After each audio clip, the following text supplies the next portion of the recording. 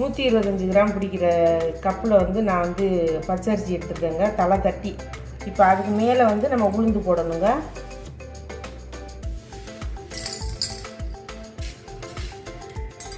இது மேலே எவ்வளோ பிடிக்குதோ உளுந்து அந்த அளவு தான் போடணும் உளுந்து. இப்போ இதை ஊற வச்சிடலாம். இந்த மாதிரி ஊற வச்சுருவாங்க. எங்கேயாவது ஒரு பருப்பு தான் இருக்கும், உளுந்த பருப்பு.